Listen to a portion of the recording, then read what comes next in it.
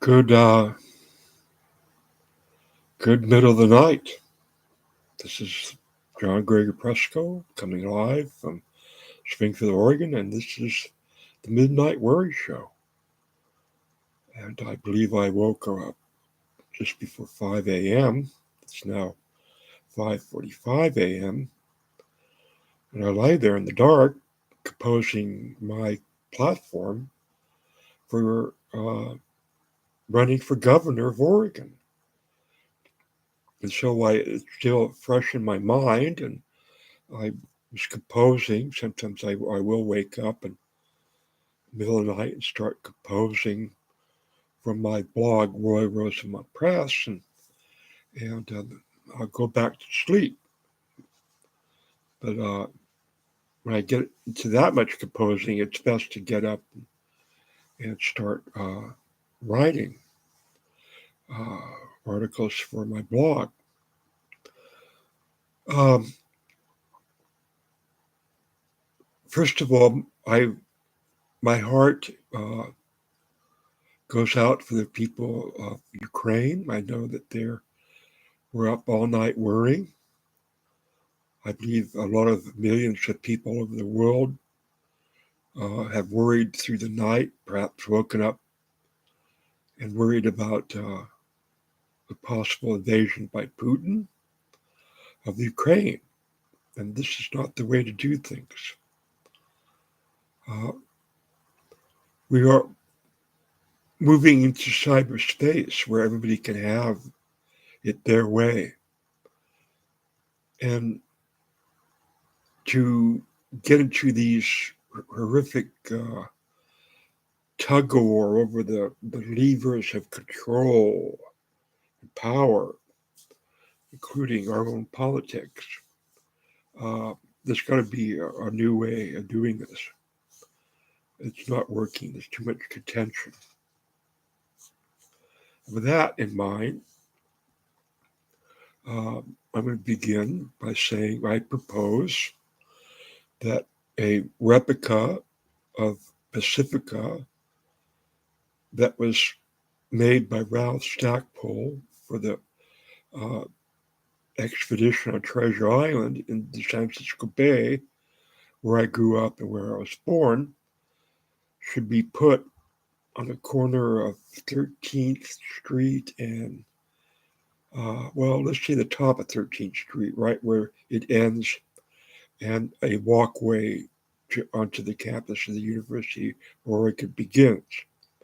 There's been a proposal for a 12-story building with shops on the ground floor and apartments for students rising up 11 floors. That's very tall. It might, well, I don't think it's the tallest building in Oregon. It may, I mean, in the Willamette Valley, it might be the third tallest. But it's going to be a real obstruction. It's going to cast a shadow of darkness over that corner. It's going to replace Taylor's Bar. But I suggest if they're going to build it, shave off that corner and put basically a relief of the Statue of Pacifica there. And on the slice going up 12 stories would be the names of all the important newspapers, past and present, on the Pacific Rim, including Asian newspapers. And at the bottom flanking Pacifica will be the Miller brothers, Joaquin Miller, one side, and George Miller on the other. Uh, uh, Joaquin Miller wrote for the Eugene Register, Democratic Register, uh, and George married Lizzie Cogg, uh, and she's related to the Campbell family. I can't bring that all up right now. I haven't had my coffee. So that would be a monument basically to newspapers. In fact, in the lobby, um, there could be a newspaper museum. I think the registered guard would be interested in. I talked to somebody about doing that. I made a proposal. Uh, the registered guard did contribute to land where they built the new uh, Veterans Hospital here in, uh, well, actually Springfield and Oregon. Across the street is a monument to Hatun that consisted of stones that were put at the base of the benches underneath the oak tree where she slept for I don't know. I think she was there for 5 months. I think that's where she was living when she was struck by a car on Franklin Street. But there needs to be a statue of her, and that monument needs to be saved and reinstalled because they're going to be doing construction on the other side of 13th Street uh, with the bookstore. I think they're going to build maybe around it, but she's right outside there. She is uh, a great human being that still remembered by a lot of people. I remember her, and I want to see that monument uh, remains and is enhanced. Love to see a life-size statue of her. People look forward to seeing her form every day. New students came here, and they from all parts of the world, and they didn't know anybody, and they're from foreign lands, and all of a sudden there she is. She's Mother Goose.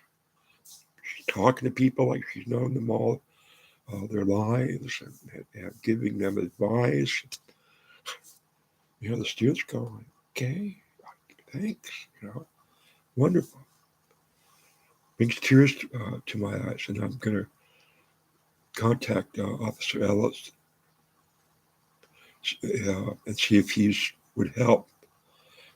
I contributed a 3-page essay on her.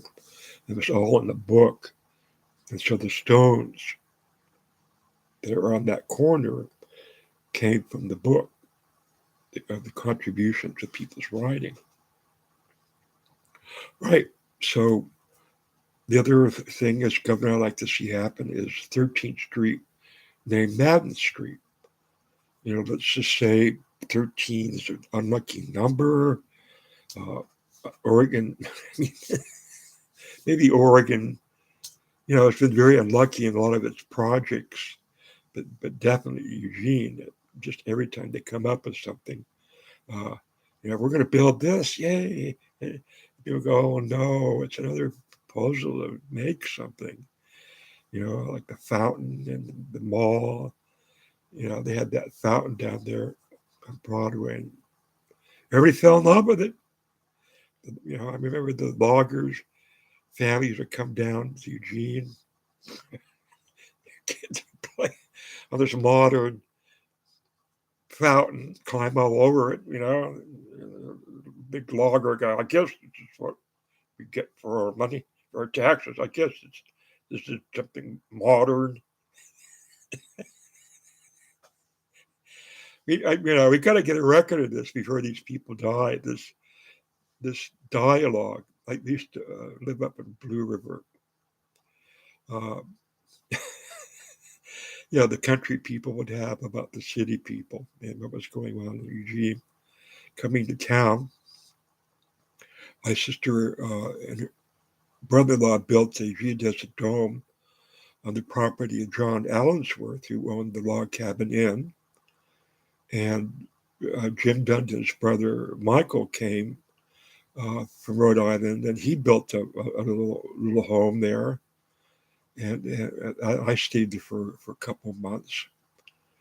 And the Dundon family were cooks and waiters and bartenders at the Log Cabin Inn, which unfortunately burned down. But I really associate I lived up at the Hub Trailer Park near McKinsey Bridge, and I could walk to that store there. And they wanted me to start an art gallery or art association, which I didn't get around to because I was homeless. I was living in the campground of Elroy McClure, one of the loggers, old logging families up there, Elroy. Uh, anyway, that's sort of my country background. I was born in Oakland, 4 generations. We had a farm. The Broderick Stutemeisters had a farm below Joaquin Miller's Heights, which was a gathering of poets from Japan, other poets, bohemians, artists, and writers. So he was a judge in Union City. He lived here in Eugene. He was editor for the newspaper. His statue should be next uh, to Pacifica. Should be our Statue of Liberty for the whole Pacific Rim. There'll be a special message for the people of Taiwan that we're supportive of their freedom. And George Miller platted the city of Fairmont and Florence. Fairmont was right there where Glenwood is, and it was swallowed up by Eugene. And I tried to save Ken Kesey's shack. Basically, it was a military barracks that was moved from military barracks to about 10, 12 of them put up near the U of O.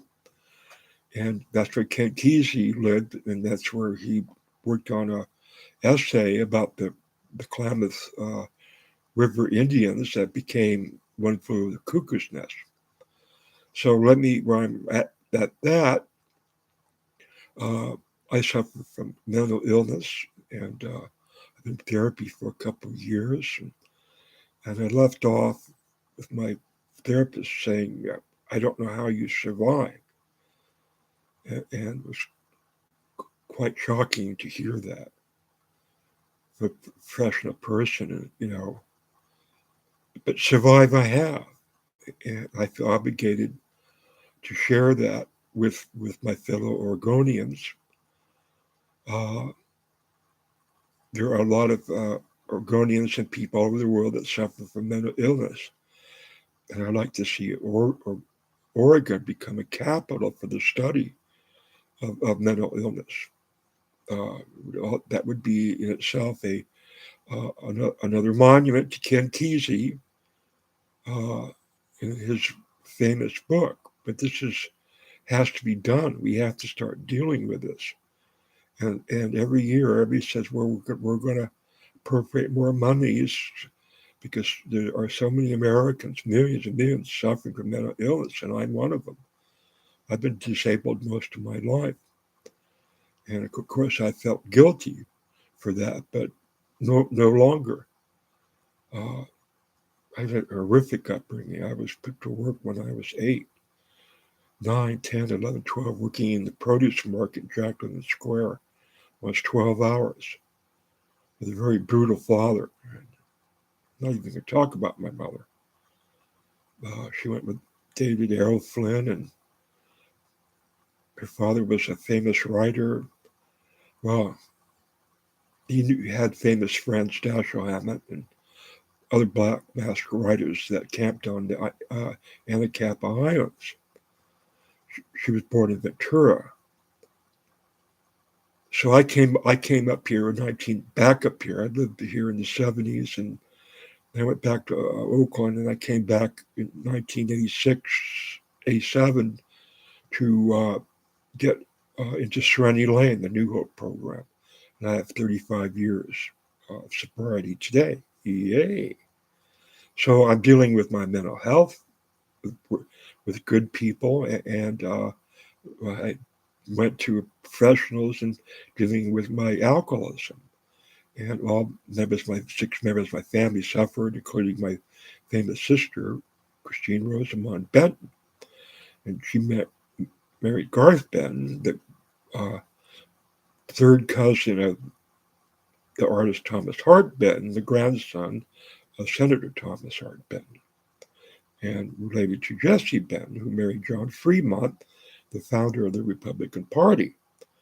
So that's why I became a Republican in 2009 after Obama won, because I saw that our nation was becoming too divided between the Democrats and Republicans, and I'd voted Democrat. Uh, uh, okay, not Billy Carter, Jimmy Carter. Was he a president?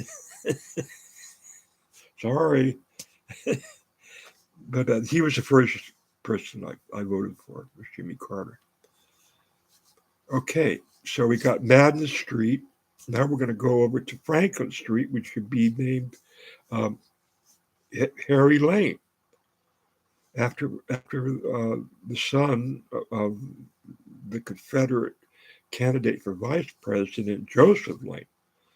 And why we have Lane County named after a stone cold, you know, champion of the Confederacy who ran with Breckinridge, it's got to change. And of course, changing all records that have Lane County, marriage certificates, and all that, we need to have a rename after Harry Lane, because he was just the opposite of Joseph Lane. He was for women's rights, abolitionist, for fair treatment of the Native Americans. He was a Democrat. He's probably the father of progressive Democrats. That boy, he needs to be studied. He needs to be a model for what a progressive Democrat is. And there is a Chevrolet dealership that's very modern, and they call it the Potato Chip Building on Franklin. And I've already made a proposal for the Harry Lane Peace Center. We need a peace center on the Pacific Coast, looking over the Pacific Ocean, where we fought horrific war with Japan. And I guess while we're there, I want 2 warships they're named one after Peter DeFazio and the other USS John Fremont and USS Peter DeFazio. John Fremont was a co-founder of the Republican Party, and he was the first presidential candidate. And he was the head of the Army of the West. There should be a warship. It would have to be a small one if it's going to be docked in Portland. We don't have much of a seaport in Oregon. Now, as for the USS Peter DeFazio, he's going to be against that, because he really worked to keep the military budget down. But that's exactly why I want a ship named after him, because I would like his ship to be for sane military spending. In fact, he could, that ship could be a emissary that goes around the world, and the crew would be made up of college trained people and military budgets. And they could confer with other navies of other countries and that are members of NATO and our allies, and on how to keep our budget down, because we're talking about building a lot of ships to take on China and Russia. But because we're a democracy and our taxes have to go through legislation, elected officials, I want the USS Peter DeFazio to be a reminder. He'll be the other Greenpeace ship. You know, I'm looking after your green. You know, cut the waste. Um, so okay, well now we're up to Corvallis, where I want a statue of Senator Thomas Hart Benton, his daughter Jessie Benton, and John Fremont, who built in Corvallis. Uh, it was a regrettable historic atrocity to remove Benton name from a hall on the campus of Oregon State. And I've written papers and complained about that. This family secured the Oregon Territory, folks. Blazed the Oregon Trail. Jessie Benton had a salon in San Francisco. Mark Twain, other famous writers, Bret Harte. This woman lived in California, and she affected the whole Pacific Coast and Mexico. The Jessie Scouts went into as spies into Mexico to spy on the Habsburgs and the French and Napoleon. And that brings up the other thing. I would like governor. I would invite Harry Windsor and Meghan and his family to come live in Oregon, and I would like to establish the British Defense College of Oregon of the West, and that was an organization founded by Truman and Winston Churchill. An old flame of mine married Ian Easton, Commodore Ian Easton, who was the head of the British Defense Staff, Washington. But we need a representation of that on the West Coast. In fact, I've been suggesting a college of spies. I'm related to Ian Fleming through my cousin Elizabeth Rosamond Taylor, and I'm working on a Bond book, The Royal Janitor, which I publish in part on my newspaper blog, Royal Rosamond Press, a newspaper for the arts. So I'm also working on a theological novel called Where Art Thou? That was the first question that God asked humanity when he went somewhere and they came back into the garden and he couldn't see his creations anymore, Adam and Eve. And he goes, Where art thou? I can't see you. What happened? Where are you? And I wondered why they had become invisible. Well, when you are preparing to lie to God about who ate from the tree, wasn't me, it's her, wasn't me, it was a snake. See, when you're not culpable, then you become invisible, because if God is the image of the truth, and then you're born in the image of the truth, and he's the truth, and you conspire to lie, well, you aren't anywhere near like God at all. And we're experiencing that in our Republican Party, and it's going to just get more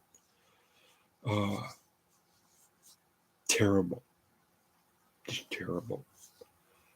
And as a Republican candidate for the governor of Oregon, I want to go back to our roots, establish our roots here in Oregon, because the roots of the Republican Party are here. And I would like to start a college for the study of the Republican Party.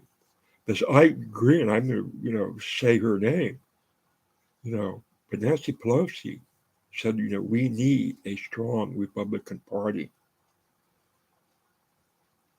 So I also want to study the effects of mixing religion with politics. And I've been against this for 35 years as a theologian. I began studying the rise of the Christian right in the Republican Party. And I predicted it would be devastating, and it is, for the reasons I'll express in my book or even in office. But we need a college, and not a secular college, not a biblical college, to look at because they're doing this, they're working on this, and Bob Jones University is producing political religious leaders, and we need to a secular college to keep the Republican Party as a secular institute after the founders.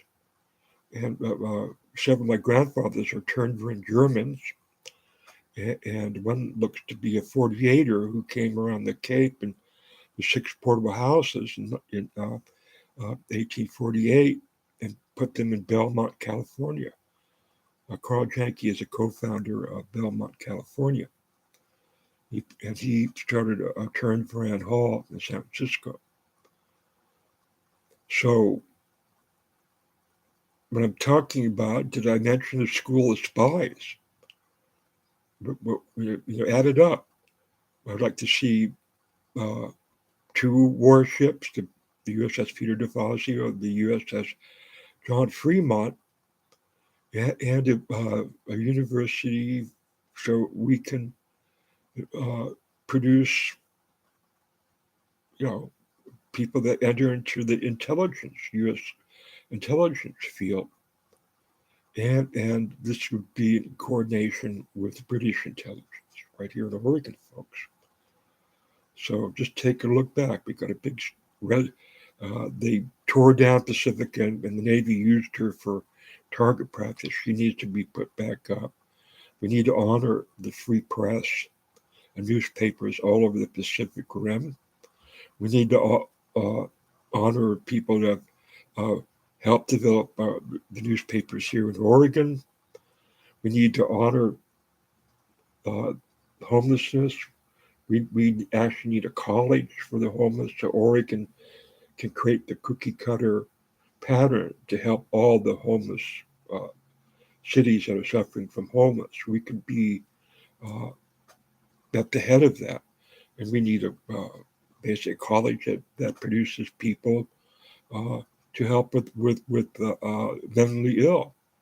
A lot of people on our streets are mentally ill and alcoholic and drug addicts.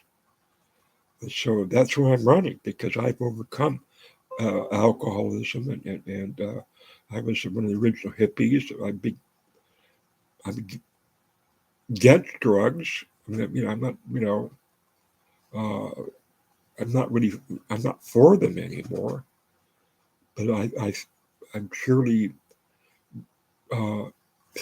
believe something has to be done about people that end up unemployable and in the streets because of their addictions. That's got to, as governor, I want to concentrate on that. Right. So it's been 28 minutes. So where are you? I'm in Oregon. We're in Oregon. And let's be proud of that when people say, where are you? You say, I'm in Oregon. Oregon. So I think I presented some ideas that will really put Oregon on the map and the world map too. I'd like us to see to be a sister state of Czechoslovakia because of the last painting of the Habsburgs. I posted on that.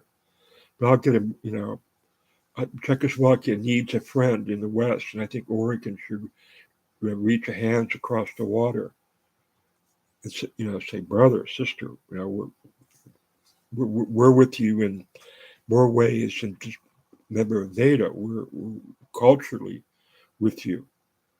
All right, this has been a happy midnight worry show. Actually, one of my grandfathers, Edward Rose, was sent down to the wharf uh,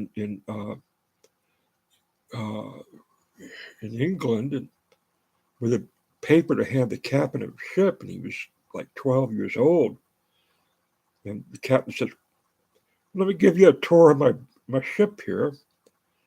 And before you know it, he looks up Edward Rose, and the ship's leaving England. And he opens up the letter and says, "You're now an indentured slave heading for America. Lucky boy, you."